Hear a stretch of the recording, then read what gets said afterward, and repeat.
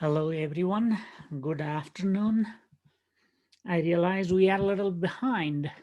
We're supposed to be in another chapter today, but we are still here.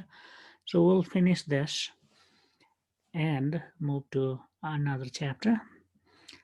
So, last class, towards the end of last class, we talked about how we can use Ohm's law to calculate current flowing through the circuit. So, for example,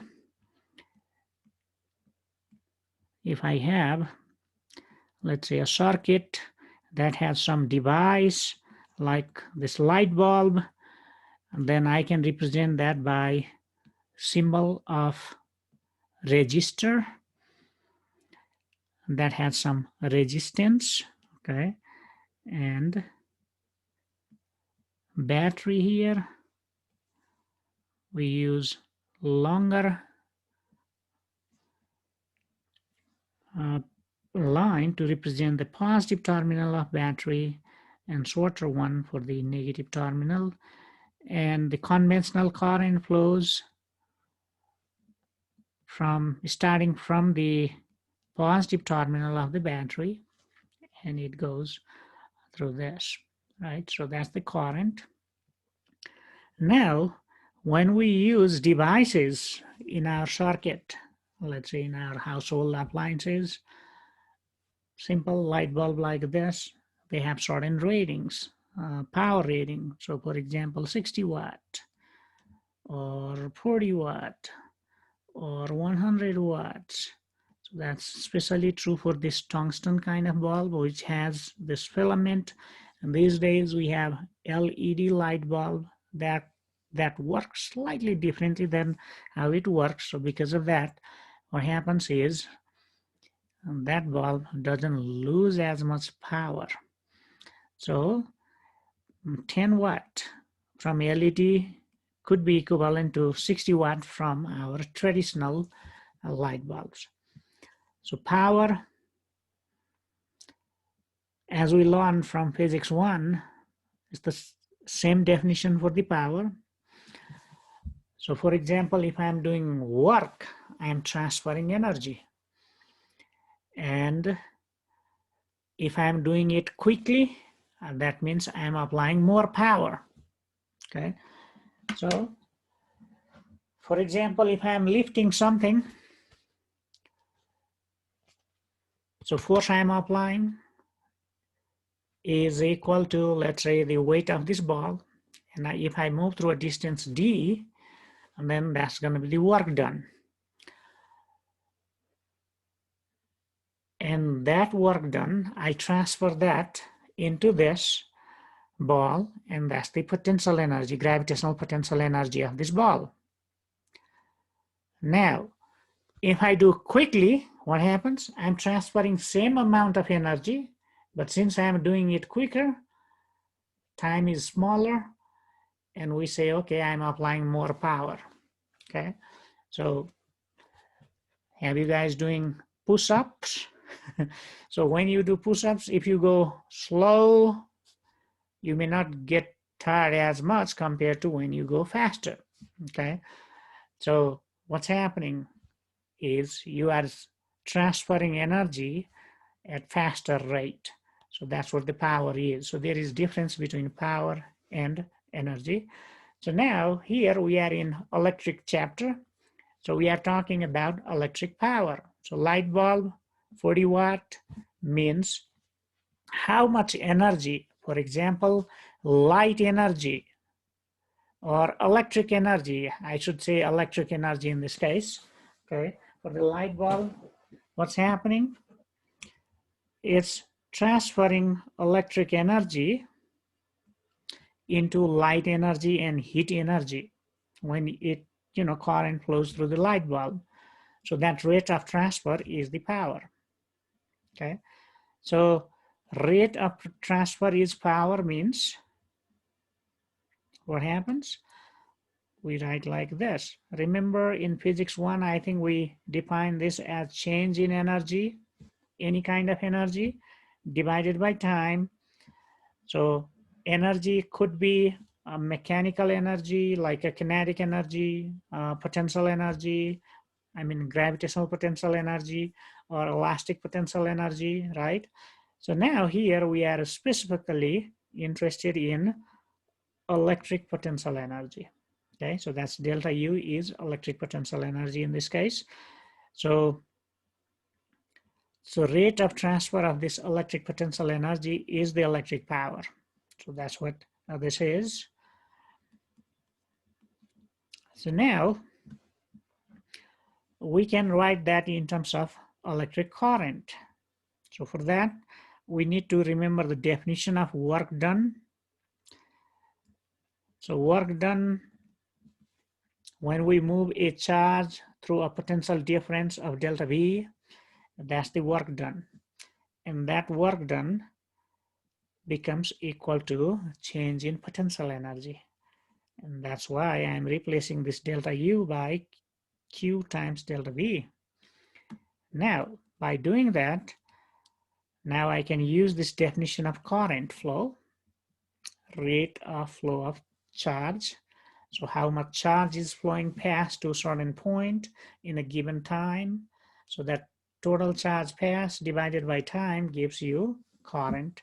So that way we can write power in terms of product of current and voltage or potential difference.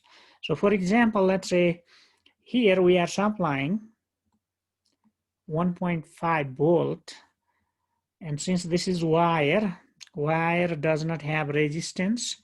So what happens because of that, over here the potential is, let's say 1.5 volt, and over here we can assume that as a 0. Okay, so potential difference across this light bulb is 1.5 volt. So delta V is equal to the EMF of this battery in this case. And now if we know how much current is flowing through this, then we can multiply that current flowing through this light bulb with the potential difference across this. So that multiplication, current and voltage, gonna give you power. Remember, when we divide potential difference by current, that gives you resistance. But when we multiply those two things, current and potential difference, it gives you power. Okay, so now we can write this power in different form by using Ohm's law. Okay, and so here, if this is EMF, we can write potential difference as a EMF. And since there is no potential, I mean resistor in between a light bulb and the battery, what happens? This potential difference is same as EMF. There is no other resistance shown, but the battery can have resistance. We'll talk about that in another chapter. Here, I'm just assuming battery doesn't have resistance, so it's an ideal battery without any resistance. Okay. So with that, we can basically, you know, like for the battery, we can just replace delta V by this. And again, for the resistor, if we use Ohm's law, which is delta V is I times R, or you can just say V, assuming that's a potential difference, okay? I times R, what happens? You put that in, this becomes this, right? So that's another way to look at the power. So if we know current and voltage flowing through certain device, then we can use this. But if we know the resistance of that device, so for example, if this is light bulb, you may know how much resistance is there in the coil of this light bulb, okay? So if you know that resistance and if you know how much current is flowing, then you can use this formula instead. So this is power converted into heat energy and could be also light energy from the electric energy, okay? So if you know resistance, then maybe you want to use this formula. And of course, you can replace this current by voltage over resistance using Ohm's law, right? So if I were to replace that current by this, then I'm gonna get This one here. Okay, so there are three different ways to write power. Okay, and this fourth one is equivalent to this, and we use that when we are talking about power delivered by the battery. Okay, so that's that. So with this, we can calculate, for example, let's say if you pick a bulb, light bulb, from a store that says it is 100 watt, and they are designed to use in an outlet, wall outlet that has 120 volts, right? Then what is the resistance of this light bulb? So how do we calculate that? So power rating, sorry, the voltage rating is 120 volts. So if we are using that to the outlet of 120 volt, what happens? That's that. And power is 100 watt. So we can calculate resistance. Well, let's, excuse me, let's do simple calculation here for 100 watt light bulb. What's the resistance? Resistance is going to be delta V square over power means 120 times 120 divided by power is 100.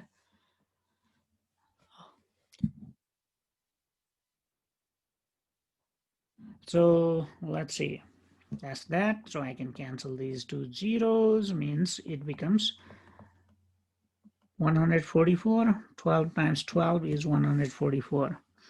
Now, if this is 50 watt, what's going to be the resistance?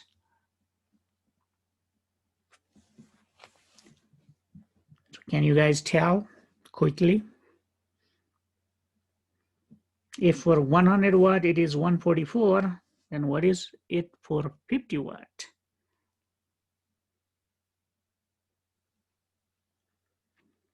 Only the power is changing, right? It became just 50. So power became half. That means resistance becomes what? Double. Right? So resistance becomes double. So half power, double resistance. As long as those light bulbs are designed to use in the same outlet, means the voltage potential difference is same. So that's how it works. Okay. So US uses 120 volt. Now if you go to the Europe, what happens? Do you guys know how much Europe uses the outlet? How much outlet is there in the Europe? Maybe in most other places other than US and Canada, I think. Anybody know?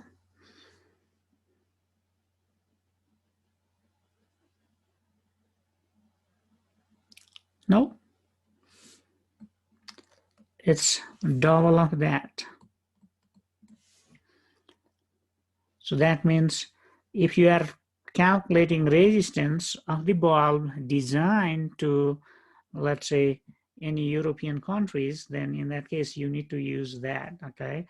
So that means it has now higher resistance for the same power. So we need to keep those things in mind. Oh, there is this question here, kind of related. So I did not hear from anybody. Hopefully I can get the clicker response. Okay. So you have 1 minute and 30 seconds to answer this question.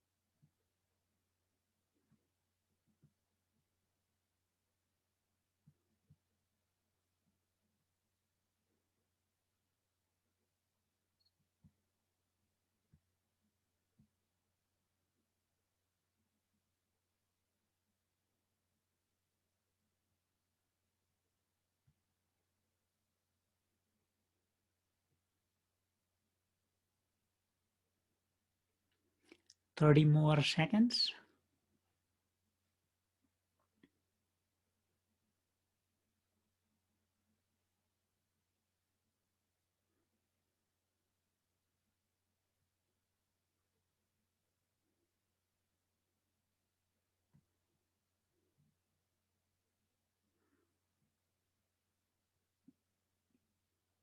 Five more seconds. 5, 4, 3, 2, 1, and it stops. Okay. Let's see what we got here. So mostly A. Okay. Both of them have same brightness.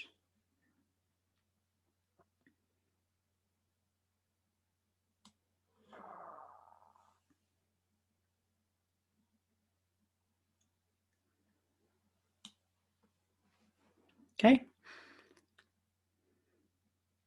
So is that the right answer?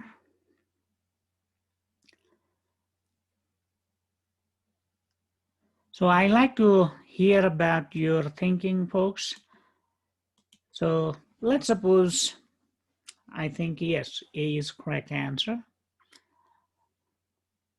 Can somebody explain why that's the correct answer?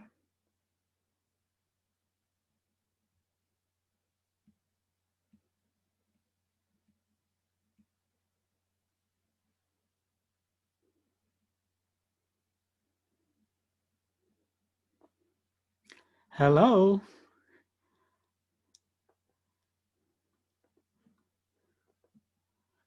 Anybody there?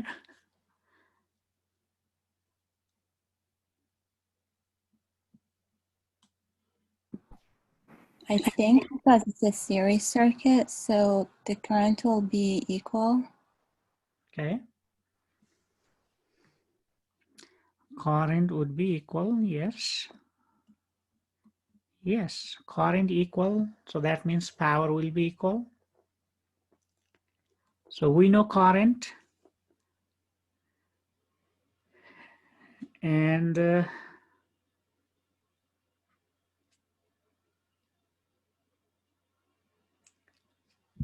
so to find power, is just knowing current is enough, or we need something else as well, folks? Don't we need voltage? We need voltage. But in this case, we don't know voltage. Is there another way to know it?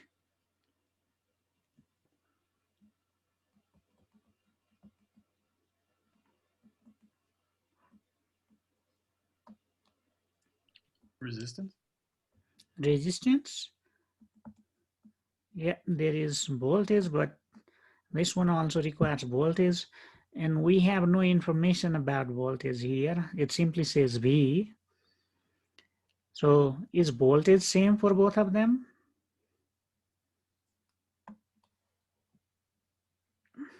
Looks like we don't know that. Okay. So is resistance same for both of them?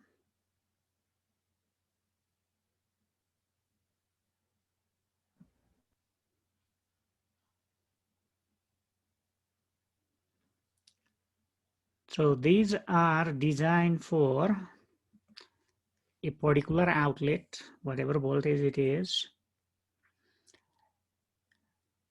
They are differently rated in terms of power. So do they have same resistance? So that's the question, okay? Now, do they have same power now, okay? So with that further information, I like to pull one more time, okay? So I'm giving you 30 seconds.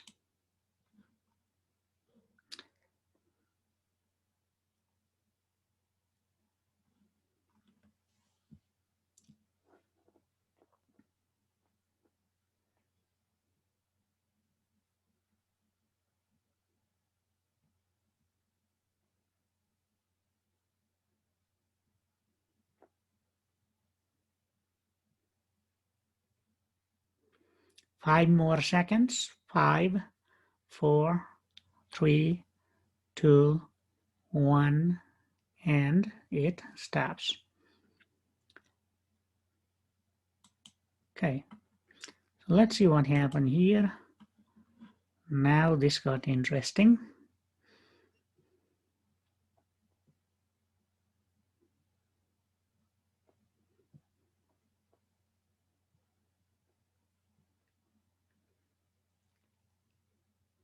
So current is same, resistance is different, right? So that's what we know. So which one has larger resistance? Which one has a smaller? Did we learn that in last slide? What do you think? So what I'm gonna do is, I'm still not satisfied, okay? We don't have clear picture here. So I'm gonna put you in breakout rooms, okay? And I'm gonna call you after 2 minutes. So check with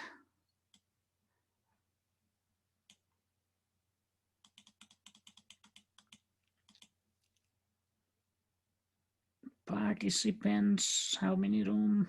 Maybe 10 rooms. So I'm gonna call you back in 2 minutes. Do I know how to type here? I don't have keyboard.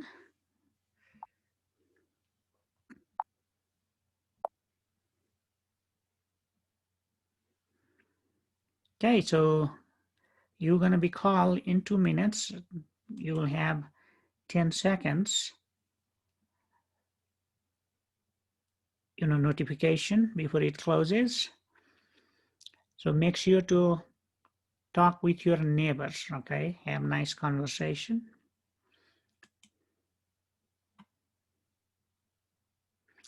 Make sure to join the room.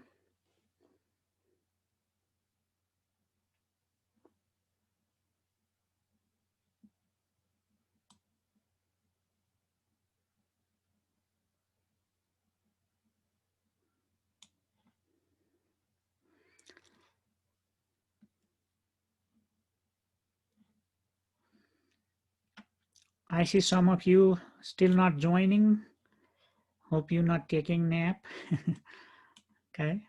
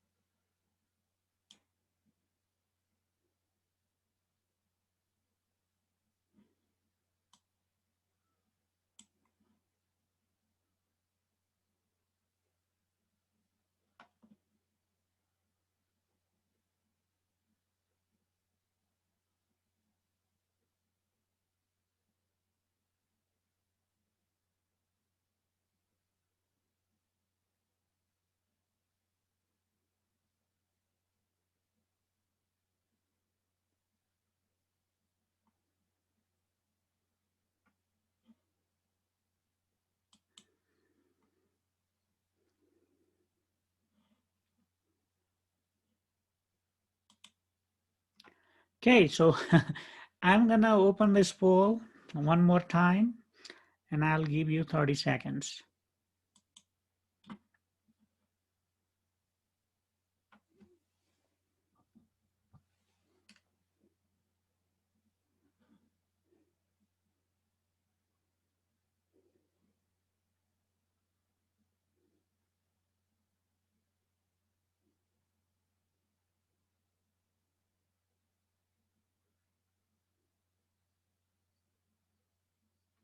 5 more seconds. 5, 4, 3, 2, 1, and it stops. Let's see how did we do. So now mostly C and some B. So let's suppose I am thinking C as the correct answer. Why am I right or wrong? Because as power increases, so does resistance. So power increases, resistance increases? Is that not correct? Let's see, what did we do in last slide here? So for the same voltage, what happens? Resistance and power, they are inversely related. And that's what we saw. For the 100 watt versus 50 watt, what happens? For the 50 watt, what happened? When power halved, resistance double. Looks like higher power has lower resistance, isn't it? Right? Inversely related, resistance and power for this given voltage. Okay. So whatever voltage we are supplying in this case, looks like this one. So power and resistance, they are inversely related, means R for 40 is greater than R for 60, right? So now if R for 40 is bigger and current is same, that means power has to be bigger for 40, not 60. So this is not the usual way to normal way to connect light bulbs. So that if we do, then it gives a different result, right? So that's what we can see. So what happens in this case? If we think in terms of voltage, now the same voltage is not available for this one versus that one, because the resistance here and resistance here, they are different, and voltage here gonna be current, same current times resistance, right? So one that has higher resistance has larger potential difference available now, okay? When they distribute, what happens? So they are distributing this voltage among these two bulbs. That's what happens when we connect in series. Although we did not talk here, you have seen that in your pre-lecture, right? And so we don't need all those information. We can just use the information we learned in last slide, that power and resistance inversely related. So larger resistance for 40 watt means now the glow it gets, the new power is gonna be larger coming from there. So this larger power light bulb lights up very dim, okay? I wish I had some sort of, demo thingy here. Unfortunately, I don't, okay? But that's how it works. So this is not easy question. It is kind of a tough question here, okay? So B is the correct answer in this case.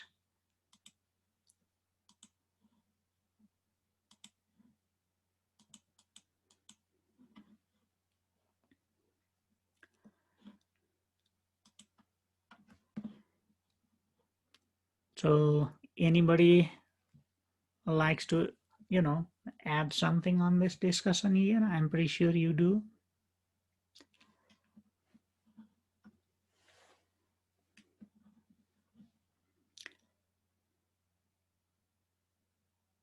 Okay, maybe not. So let's move on then. Okay. So now our outlets get potential difference or energy or power different from we get from a battery. Okay, so how is it generated? We use a generator to generate it. Okay, so how does a generator kind of look like? So it has a big magnet and there is a coil that spins in the field. Okay, so that's how it generates it. And there is this meter, galvanometer, which is like a ammeter. Okay, it measures the current. You can see in this case, this needle gonna go back and forth here as this coil rotates. So that means flow of current is not in the same direction all the time. Okay, so that's what it is indicating. So let's watch this. When the armature rotates between the poles of the field magnet, the magnetic flux linked with the armature changes continuously. As a result, an EMF is induced in the armature. This in turn produces an electric current through the armature and the galvanometer and through the slip rings and the brushes. Note that the galvanometer needle swings between the negative and positive values. This means that an alternating current is flowing through the galvanometer. So that's how power is generated. Okay, so function of this coil and this magnets and how that works, why it rotates and so on, we'll talk in next chapter. But here, this is what you want to keep in mind. So the power that comes in to our household, so current is not flowing in the same direction all the time. It is going back and forth. Okay, so now if I were to represent that, so basically this diagram here shows you the same thing here. So if I were to write it down, this omega is like an angular speed. So how fast it is rotating, rotational rate, right? The angular frequency or angular speed, and that is equal to, that is related to linear frequency as 2 pi f. So when we talked about rotational motion in physics 1, we use this equation. Okay, so it's in the formula sheet, but this t is called time period, how long it takes to go through one complete oscillation. So now what's happening if I were to plot the EMF generated by this, or voltage generated by this, or current generated, what happening? It's changing the direction. If it is a battery, for example, if we think in terms of battery, what it is doing is, if this is, well, I don't have battery here, but I can, so let's suppose if this is one terminal of battery and this is another terminal of battery, it's acting as if it is going back and forth like this. Okay, it is acting like that. Of course, it's not a battery, and you can see it's coming from the spinning coil in the magnetic field. Okay, so in this equation, that's the spin rate, and this B is the strength of magnetic field. Just like we have E as the strength of electric field, we use B for the strength of magnetic field, and A is the area. And this flipping nature is sinusoidal, so that means we can represent it by using either sine or cosine, depending on where we start looking from. Just like in simple harmonic motion, we were able to use either sine or cosine. Same idea, it is just oscillating, going back and forth, right? So that's that.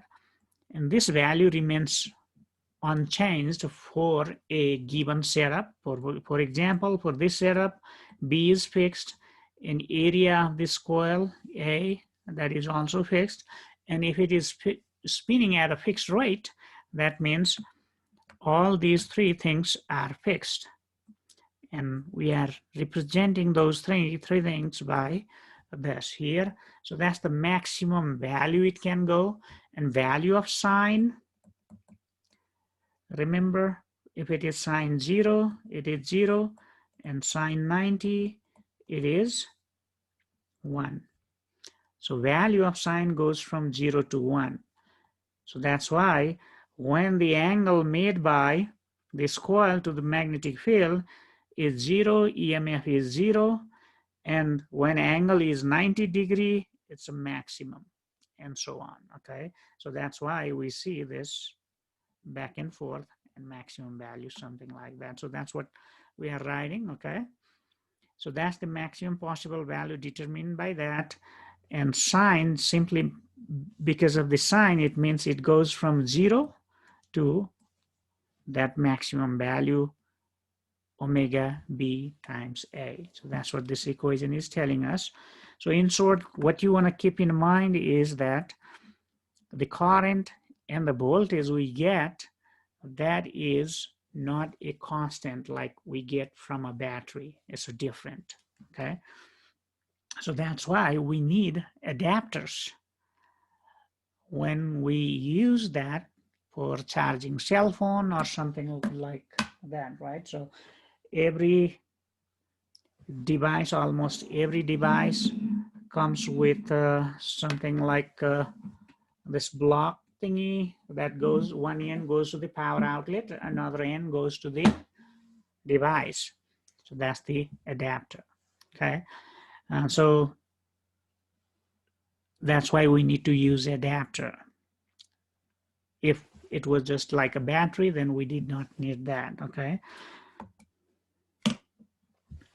Okay, so now if we connect that kind of source, then that source is not fixed. So rather than using this symbol for the battery, what we do is we use this circle and little wave inside that circle. That means it's an AC, oscillating source, okay? And now you may see there is this current we are denoting by lowercase I, and there is T in parentheses. We may or we may not write it. This T is not multiplying current. It simply says current depends on time.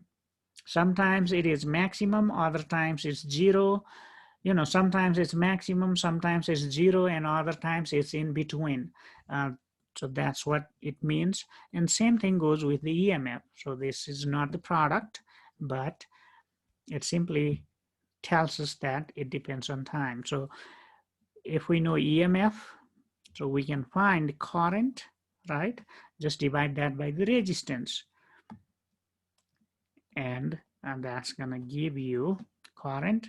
And again, we can write current, see lowercase current, and this is uppercase current. What is uppercase current? This is the maximum value of current it can deliver, okay? But it is oscillating as a sine function. Sometimes it's going 0, sometimes it's going maximum value as I, this uppercase I, other times in between, depending on the angle theta, and that theta can also be written as omega times t. So it is a bit a mathematical representation of what's going on there, right? So both current, EMF, they depends on time. It changes with time, okay? And that's why it's called alternating current.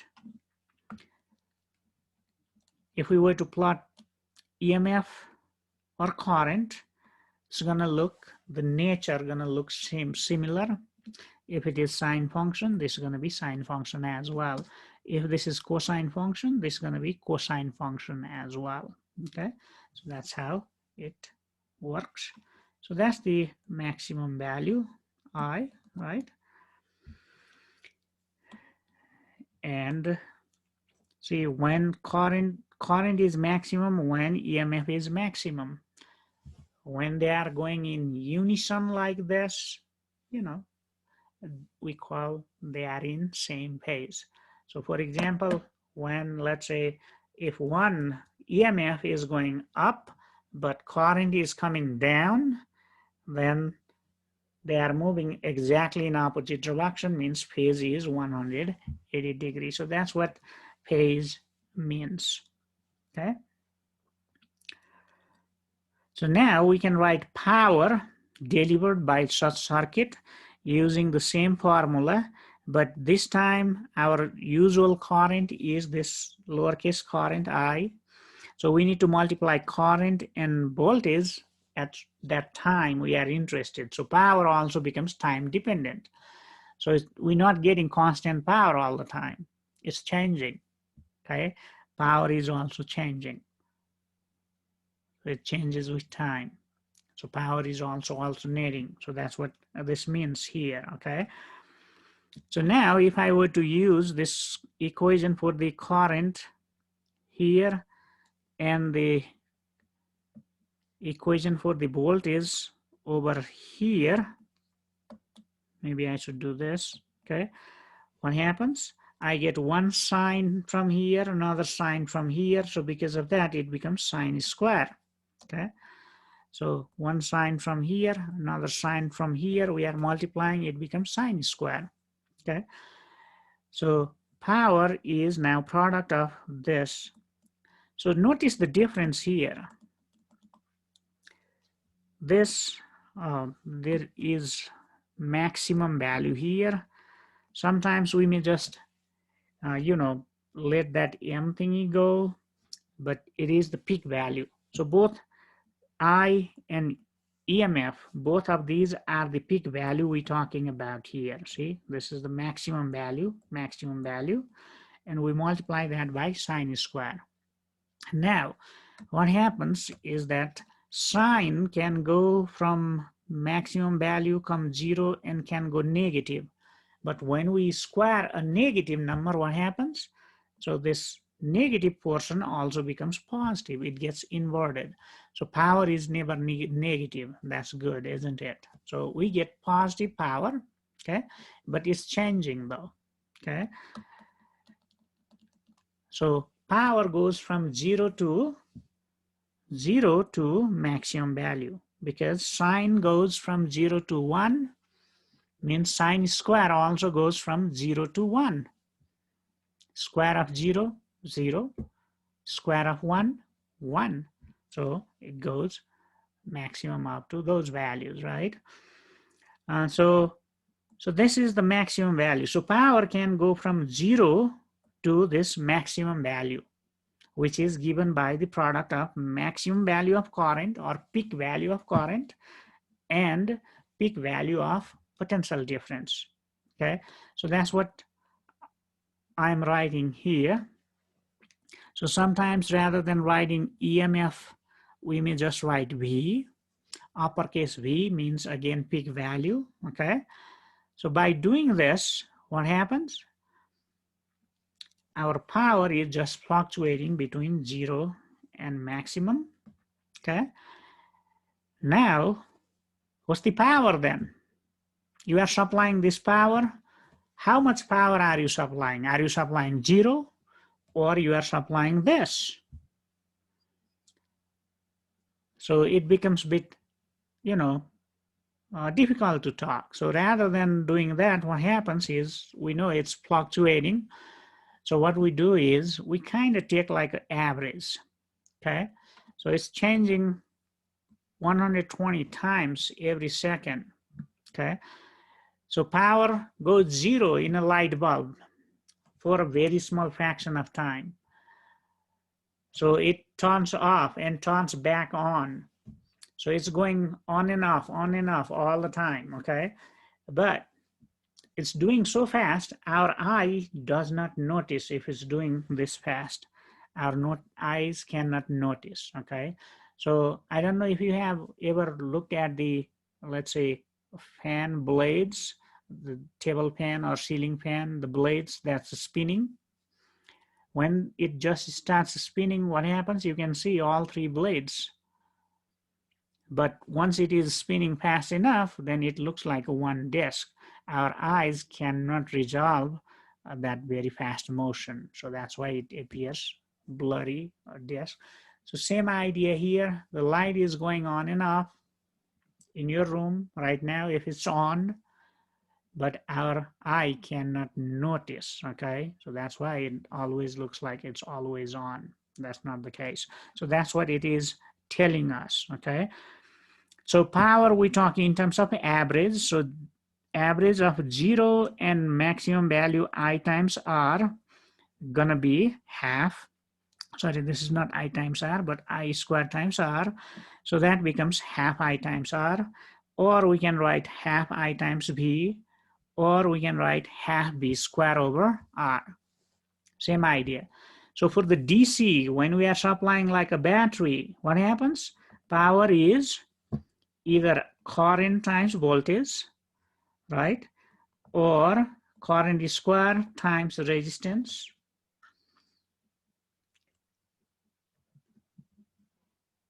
or voltage square over resistance. So we can use all these three equations here, but remember, in this case, this I and B, they are not changing. In this case, I and B changing with time. So how do we fix it? By taking the maximum value it gets, okay?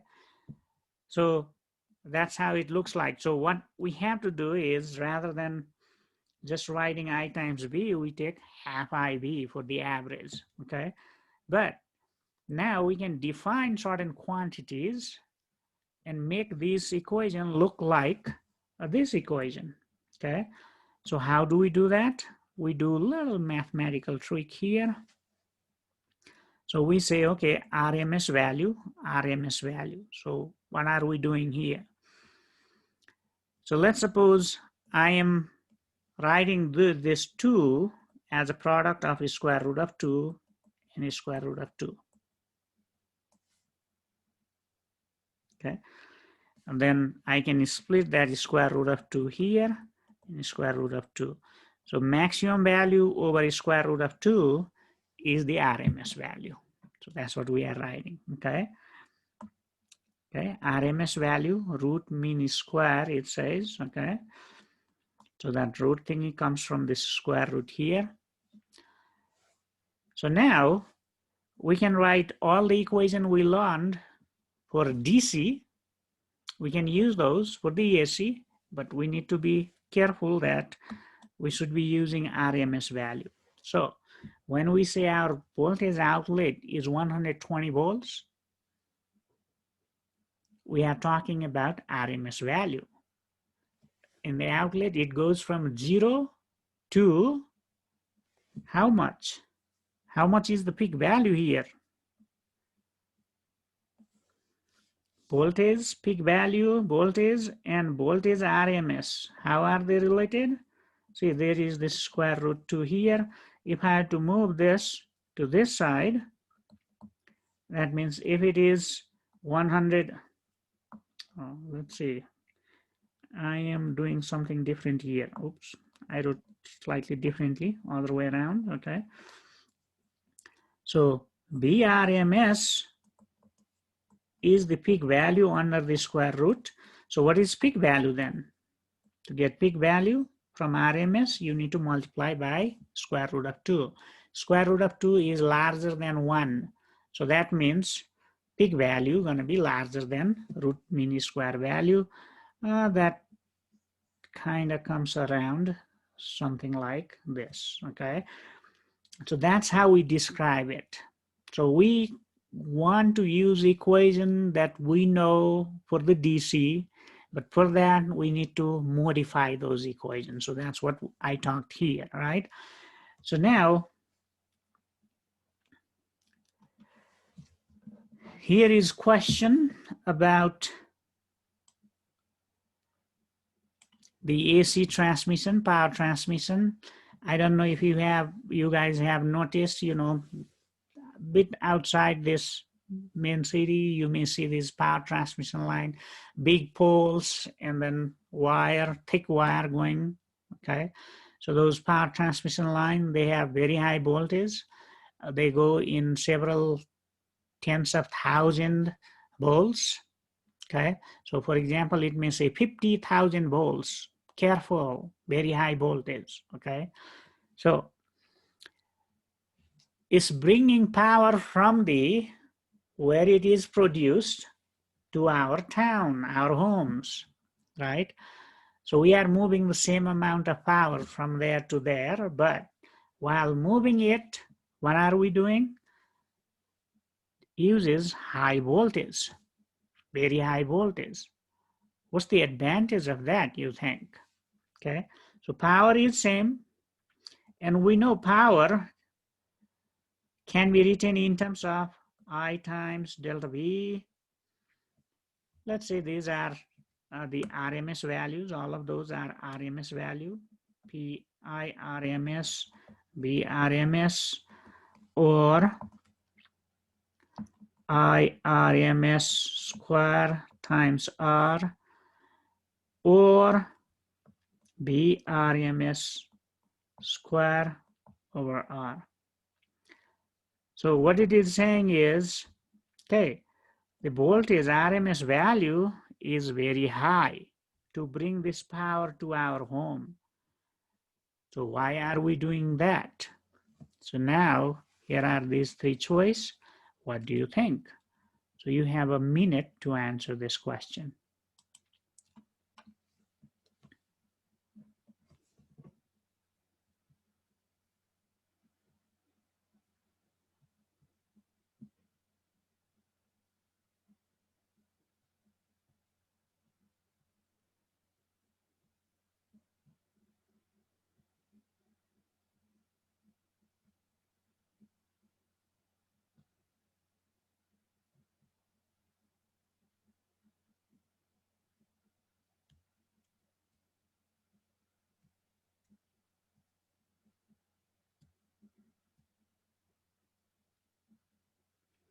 Oh, forgot to warn, you have 20 more seconds.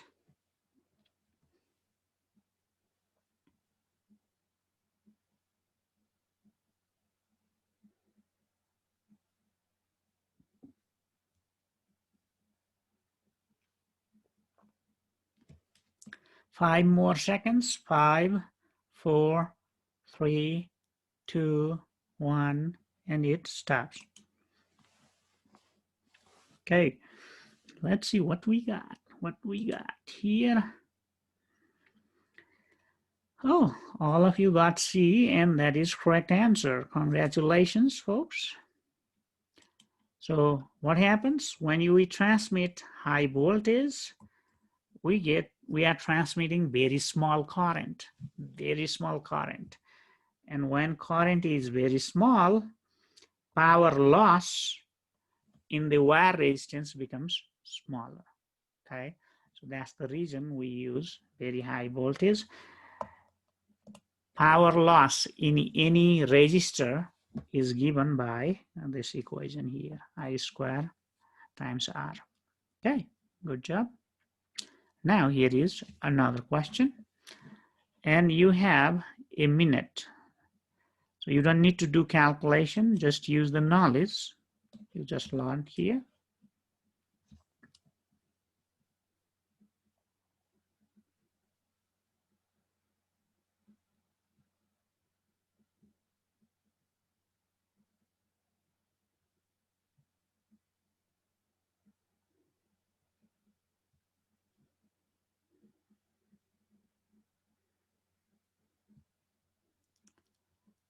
Thirty more seconds.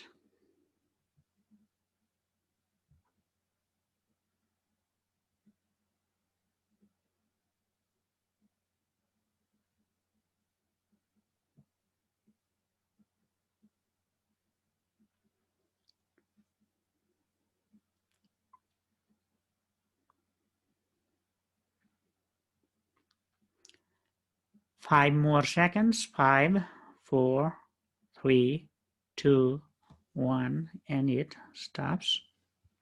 Okay, let's see what we got here. So almost all B. So yes, it is RMS value. So big value gonna be square root 2 root 2 times 120. Okay, so it turns out around 170 volts. Okay, although we may say, okay, it's just 120 volt outlets, when it's maximum, like how many times? 120 times every second, it's reaching to around 170 volts. Okay, so that's what let's keep in mind. So that's how our household electricity is coming. Okay, so now there is this problem. It says a hair dryer dissipates that many watt when plugged into 120 volt outlet. What is the amplitude of the voltage? So amplitude means maximum value, peak value. That's what we are talking about. Okay. So outlet is 120 volt. So what is the peak value? So B RMS is 120 volts. That means what is V maximum, V peak? So that's what this B is, and we know that is square root 2 times 120 volts. So you guys can fire up your calculator and get exact number. Okay. Now it says, what is the resistance of the hair dryer heating coil? Just like light bulb has a heating coil, hair dryer has a heating coil, heater. So what happens? It produces heat, and the air that comes blown through that heater coil comes out as a warm air to dry our hair, right? So what is the resistance? We want to calculate resistance. So from given information, what do we know? Power is known, 1160 watt. Now, what is the resistance? And by the way, there is this voltage here. So when we are writing these values, remember we are writing all RMS value when it talks about that, okay? Without mentioning anything, it's RMS value. So this is power RMS, voltage RMS is 120 volts. Then what is the resistance? Do you guys know how to calculate resistance from power and voltage? Power is B square over R, means this is B square over power. So that's going to give you the resistance of the coil. Okay. What is the peak RMS and current through the dryer?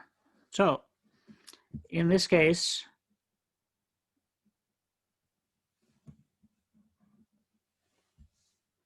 peak current and RMS value. So using usual formula, we can calculate IRMS. So let's calculate the IRMS first. So how do we do it? If we know power and voltage, do we know how to calculate current? Power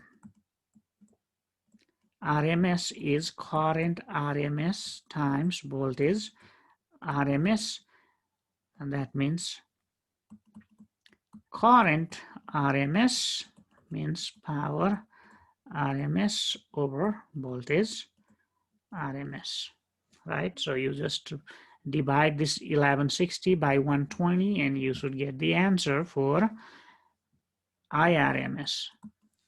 And what is I peak value? Peak value is square root 2 times the RMS value, right? So you just multiply that. It's just about recalling the formula and plugging in number.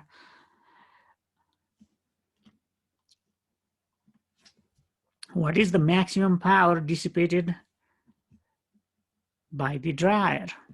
Maximum power, P max, is not a square root 2 times PRMS though, okay? So how do we know what it is? So we need, for that, we need I max and B max.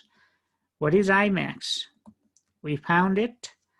That is square root 2 times RMS. You have number, you can use it, but I'm using these here. And B here, B peak is square root 2 times BRMS. Square root 2 is square root 2. It becomes 2 times IRMS. BRMS means power RMS. So it's double. See, the voltage and current is just square root 2 times. The power that's coming out is double when it's maximum, right? Remember, RMS came from the average value. It was half of the maximum. So if you recall that, it makes sense to say, okay, it's a double. Okay, so that's how we use AC components to solve problem like this. So that's how we use this as a Ohm's law, okay, like a DC circuit. But keep in mind, when we are using this as a Ohm's law, we need to use either all the RMS values together or peak values together. You cannot mix one peak and another RMS. As long as you keep that in mind, you should be fine, okay? If you are using peak value, use peak values for all these formula. If you are using RMS, use RMS for all. If mixture is given, convert them in one of those, either peak or RMS, okay? And you're gonna be fine. So that's the little thing we keep. Okay, oh, we almost passed to the break time, so let's take break, okay? But I'm still here. Feel free to contribute if you like or ask something here.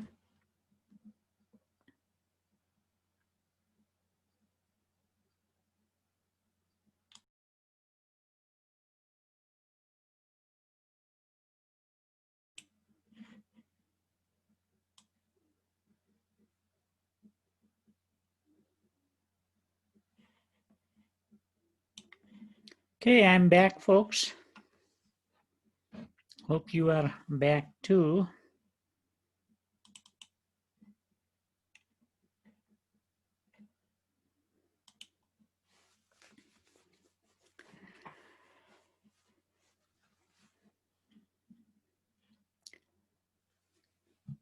So now we are talking about power. Power and energy, they are two different things, but they are related. So when we use electricity by running our appliances, we are consuming the energy actually, okay? So we may say in terms of power, okay? Same energy, if we consumed faster, then power is higher, but that's not gonna cost more. But if we consume more energy, then it's gonna cost us more. So the energy cost depends on energy consumed, not whether it's consumed faster or slower, okay?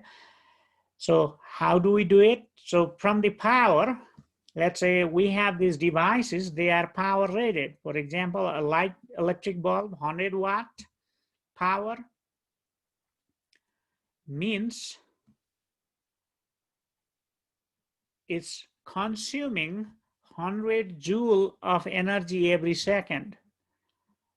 So if we use 10 such light bulb, then how much power we are using? Sorry, how much energy we are using? 100. So 10 times 100 means 1,000 every second. So that means we are using, it's like using 10,000 or 100 times 10 is 1,000 watt, 1,000 watt every second. So how much energy we are using? 1000 joule every second. Now, if we run same 10 batteries for 1 hour, then how much energy we used?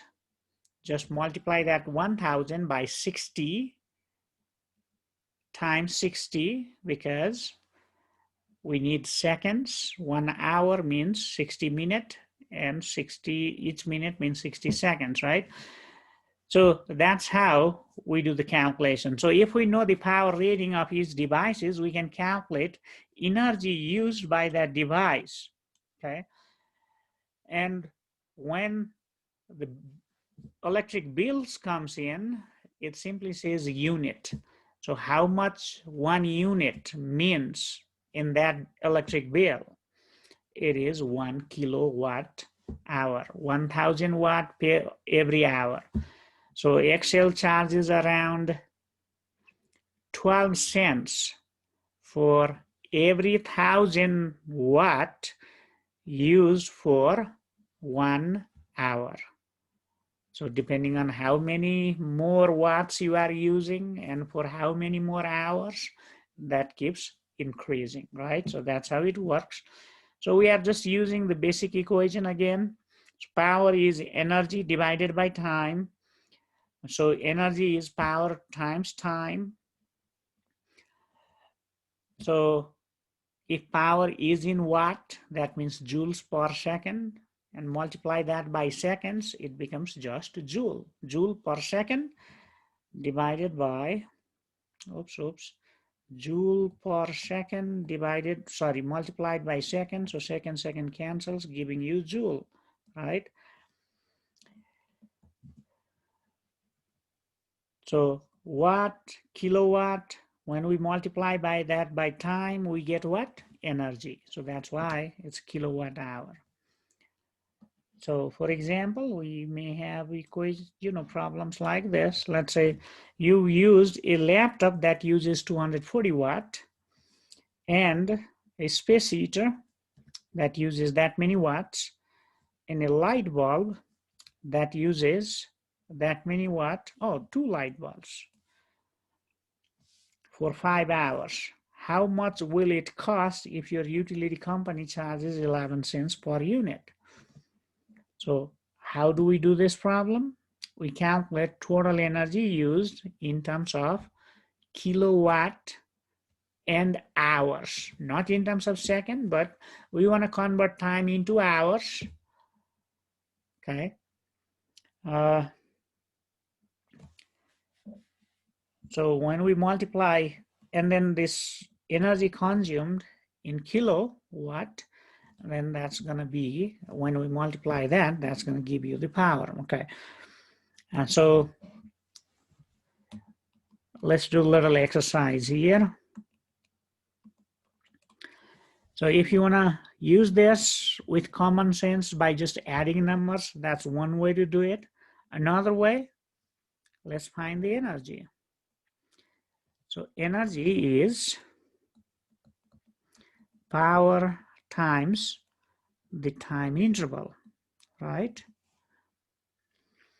So usually when we do this kind of calculation, we like to get time in seconds, but our unit here is in terms of hour, so we may just keep that in hours. Those are given in hours, so we can just keep that in hours, okay?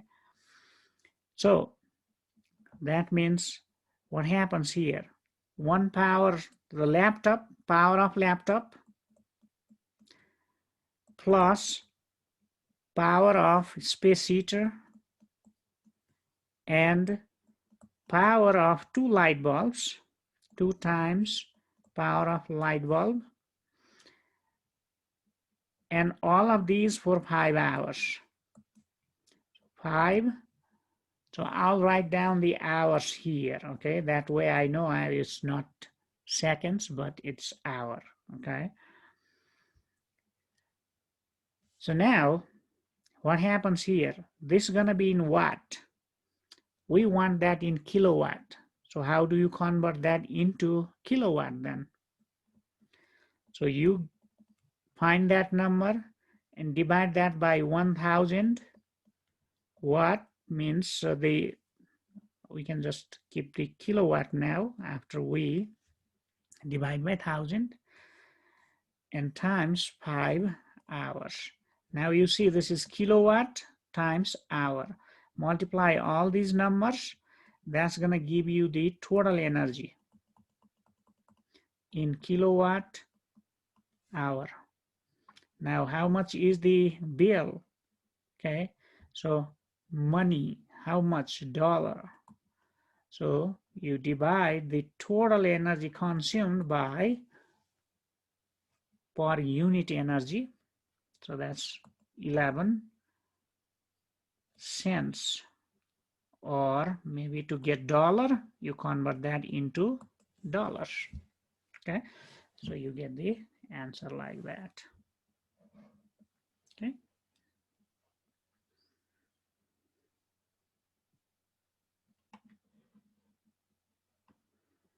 Oh, it's the same problem. I moved here. Okay.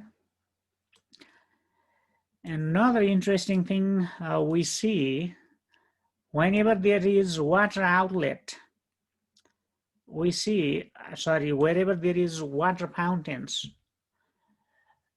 near there you see this kind of outlet rather than just plain old, 3 hole outlet. You get this additional thingy.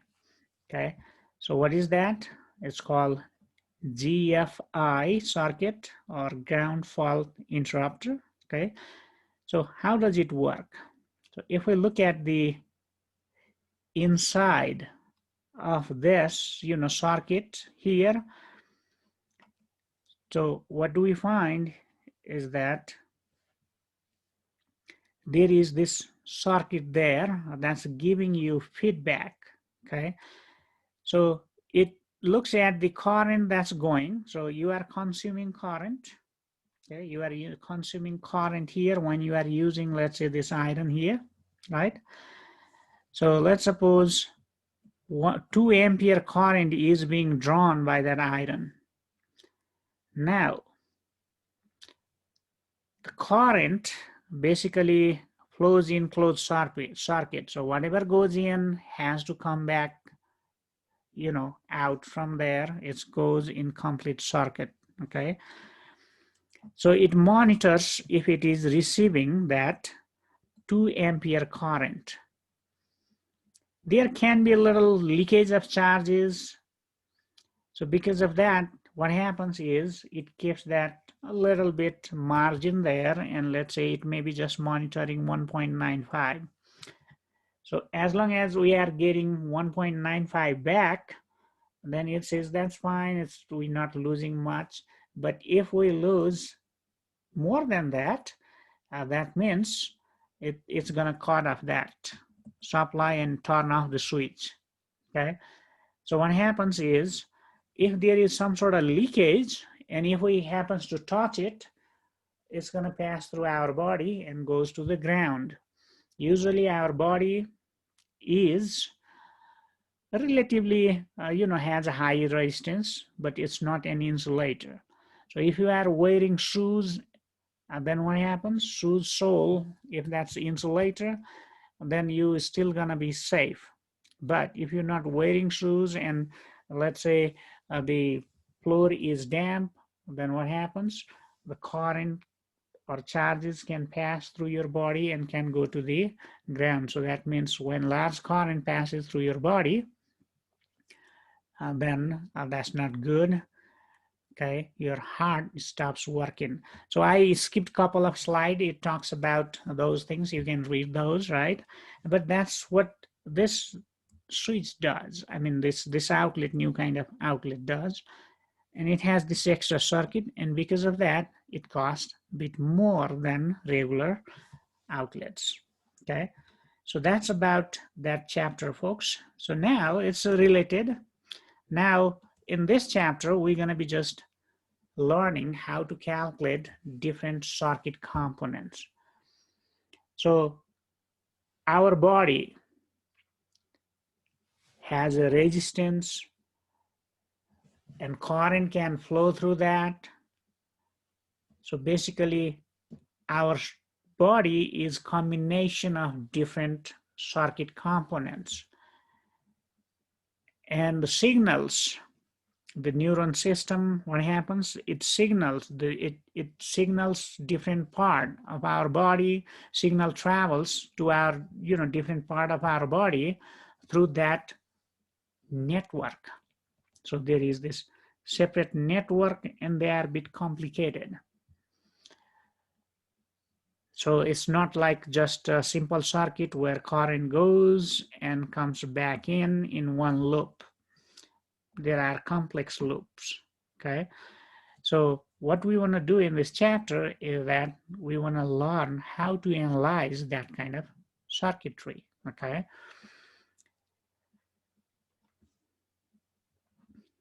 So when we say there is current flowing through the circuit, what's happening? Charge is moving. And if it is solid object, it's the electrons that's moving, right? So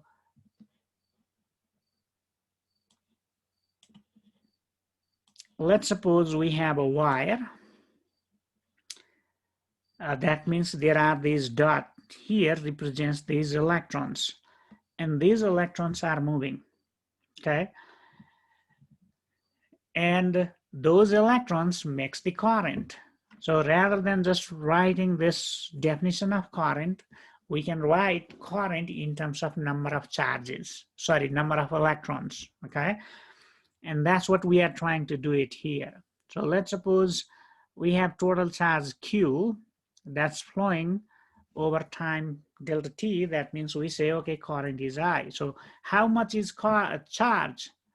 So for that, what we need to know is how many electrons are there? How many electrons are there on the wire? All these electrons are moving, okay? So we need that. So number of electrons in a particular, let's say, volume of a wire is called number charge density. Just like mass divided by volume is just the density, right? Density of any object is mass divided by volume. When we replace mass by charge, it becomes charge density, okay? So now, how much is charge there then? If we know charge density, and we denote that charge density by N, number charge density, then what we can do is we can find the total charge. So let's suppose we have N number of electron, and each electron has charge E, we know that, and the whole volume is this area times this length delta X, and then that gives you the total charge, okay? So the total charge divided by the time, that gives you current. So we can write this in terms of this equation, current in terms of this equation. And since delta X divided by time, delta X is like a distance or displacement, divided by time is velocity, you can say, okay, you can write that as a drift velocity. So that's how fast electrons are moving. So so that is the velocity of the electrons that's moving through the wire, okay? So tentatively, we may think, okay, when we turn the switch on, what happens? Instantly lights up. So we may think, oh, there is, these electrons must be moving really fast. But that's not the case. The electrons are everywhere. When we turn on switch, what happens? Electric field sets up through the wire really fast at the speed of light. Now the electric field is there everywhere in the wire when switch is turned on, okay? So that's what happens.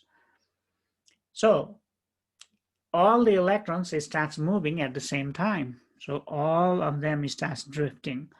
The one that's near the filament of light bulb, for example, now it starts moving through the filament, means light bulbs lights up, okay? So that's why it's instant. It's not because these electrons are moving really fast and reaching to the light bulb from the switch. They don't have to, because these electrons are everywhere. Okay, so that's what this is, folks. Now we're going to talk about these bit circuits, and we looked at just one circuit in last chapter, right? When we have that kind of situation, we can use Ohm's law. That's what we learned. So basically, this is copy of that slide. Okay, we looked at last class, right before we ended the class. Okay, so potential goes from high value here. So whatever it is here is there everywhere is the same value, right? So if it is 5 volt, it's 5 volt here. So that means top value is 5 volt. And when it's ground, we say that's a 0. That means that's a 0. So potential decreases from 5 to 0. So potential difference is 5. And if we are using battery, then it may say EMF. So that means that's what this is, okay? So this is Ohm's law, and we can use that when we have just one resistor. But just like we saw, we may have several resistors. So for example, one light bulb is like a one resistor, another light bulb is like another resistor. And if you are using, let's say, an oven for cooking, that means that's another resistor. So we are connecting so many resistors in a circuit, okay? And we want to supply 120 volt to each of those. So if we connect them in parallel, then each of them get 120 volt, okay? But if we connect them in series like this, then what happens? Whatever the voltage is, that gets distributed, okay? So this kind of connection is series connection. So in that case, what we need to remember is current is same. You learned in pre-lecture, so I'm not going to be, repeating same thing here. So you can reduce this circuit to this circuit. Since same current is flowing, this current going to be same as this, right? You can replace these two resistors by a single resistor. So when they are connected in series, it's simple, you just add them, okay? You just add them. But when they are connected in parallel, just like you see here, what happens? Now this current is not same through the same resistor because there are branching. So it has two paths to go through, right? So because of that, in one of these, let's say we can say I1 current is flowing, another one I2 current is flowing. So what is potential difference here? I times R1. And that is same as this terminal here. And here, same as this terminal. So if this is 5 volt, this is 0 volt, that means 0 volt here, 5 volt here. And now, there is no potential change where there is no resistor, okay? So as long as you see the straight wire, that means it's 5 here, and from this side, you can see this is 0 here. So potential difference between this is 5, which is same as the source here. So when they are connected in parallel, what happens? The potential difference remains same, but the current is different. When they are connected in series like this though, what happens in that case? Current is same, but the potential is different. So if we know this current, and if you know this resistance, then you can find this potential by just using Ohm's law, okay? So any kind of complex circuit can be reduced to circuit with just single resistor, okay? Circuit with single resistor. As long as we have only one source. For example, in this case, one source here, one source here. So whenever we have just one source, then no matter how complicated it is, we can just reduce to this one resistor circuit, and that resistance is called equivalent resistance, okay? So how do we calculate that? If they are in series, we just add them. And if they are in parallel, we take the reciprocal, okay? So the equivalent gonna be, reciprocal of equivalent gonna be sum of the reciprocal. So this is straightforward, but I like to point out where we may make mistake. This one here. So what happens? We may use this formula and we may just calculate this number and forget to find the inverse. Okay, R equivalent is, this sum is 1 over R equivalent, not R equivalent. To get R equivalent, you need to take the inverse, right? So let's just keep that in mind, okay? And here is this question. What do you think about it? Okay, and you have a minute to answer this.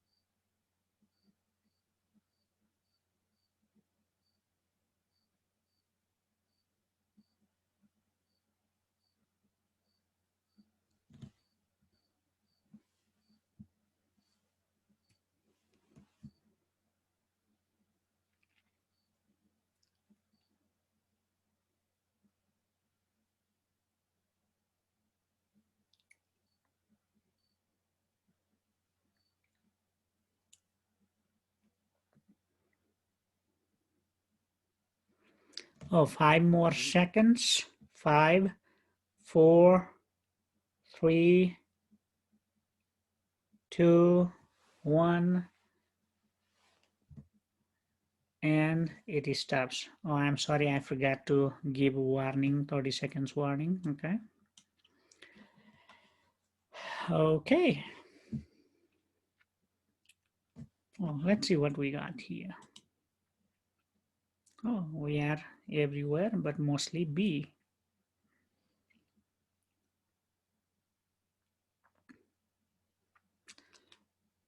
So let's suppose I am thinking B as the correct answer. Am I right or wrong, and why?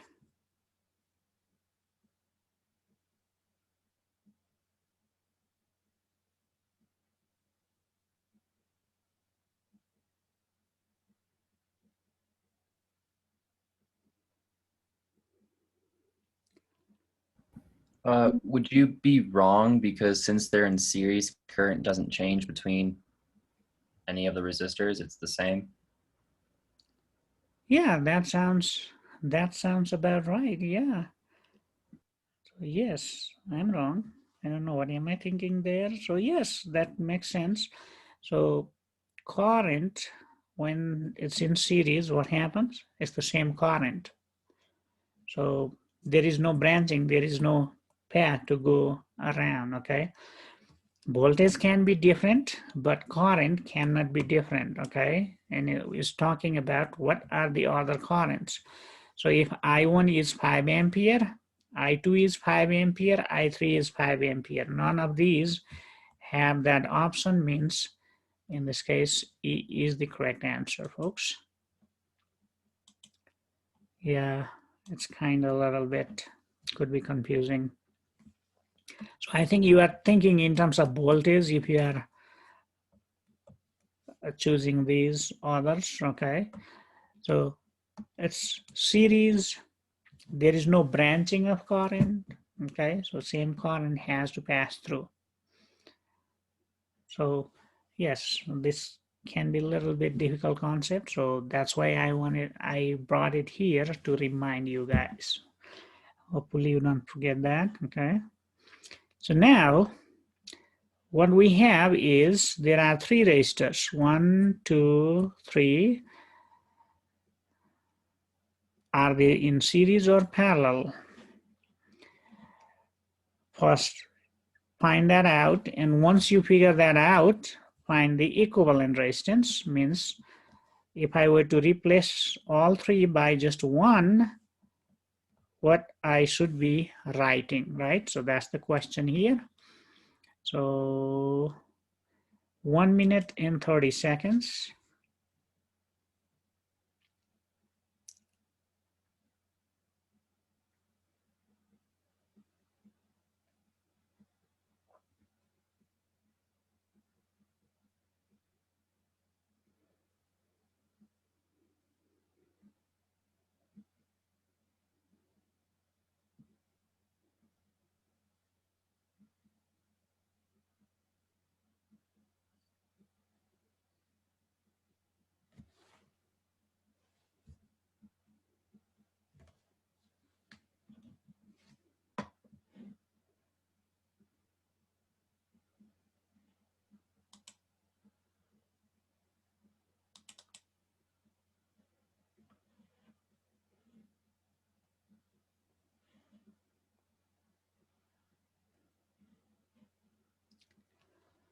Okay, 30 more seconds.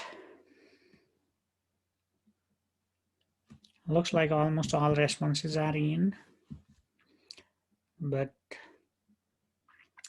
you still have change your mind. You still have time to change your mind.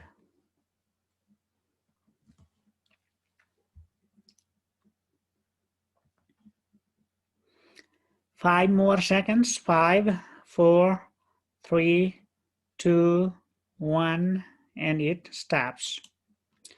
Let's see what we got. Oh, A, almost all, but there are B, C, D as well. So yes, A is correct answer. So for this, one way you can do is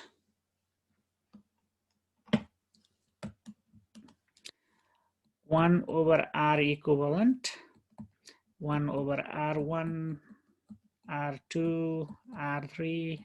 Okay, so there are 3. So that's one way to do it. Another way, and this is I like, and you can just look at 2 of them first and then, look at the other one. So in some cases that comes in handy. So for example, let's suppose I have 2 resistors like this, same, okay? So that means I have 1 over R plus 1 over R equivalent, okay? Both of them are same, means no R1, no R2, but just R, right? So now this means this is 2 over R. So what is R equivalent then? It is R over 2, half of the R. So what it means is the equivalent of these two is half of one of those. So that means 2. Now, these two can be replaced by one. These two 4 ohm resistors can be just replaced by one 2 ohm resistors, just like this. So now we have one, another one. Maybe I should redraw. Okay, let's say that's 1, another one, rather than 3, now it becomes 2. Let's think something like this. And this is 2, this is 2. And we just learned that when they are equal, what happens? Equivalent between these two are going to be half of one of those. So both of these being 2, half of 2 is 1. So that's why that's that. So yes, you already figured that out how to calculate, but if you like use this simple trick in some cases, usually when there are equal resistors, it's going to come out handy, okay? But if they are not equal, another way to write equivalent resistance is this. Let's say if this is 1 and 2, they are not equal, then we can just use a little algebra here, okay? This becomes R1 plus R2 here. So what is R equivalent then? R equivalent gonna be reciprocal of this, means R1, R2 over R1 plus R2. So what it means, so it may look complicated, but what it's simply saying is if you want to find equivalent of given two resistors, what you do, you multiply them and divide by the sum. So for example, 4 times 4 is 16, divide that by sum means 8. 16 divided by 8 is 2. Okay, so that's another way to look at it. Okay, so now we know R equivalent. So if we connect a battery, let's say, that has an 8 volt, something like this, what is the current? So voltage is given. Battery means DC, right? So voltage is given, DC voltage is given, and resistance we know, we just found that's 1 ohm. So R equivalent is 1 ohm. Now, what is current? Using Ohm's law now, what we can do is that V is I times R, and this can be written as R, in this case is R equivalent, and B is 8 volt, right? So V over R, I'm looking for current, sorry about that folks. I'm too much engaged in R equivalent. I is B over R equivalent in this case. R in this case is R equivalent, okay?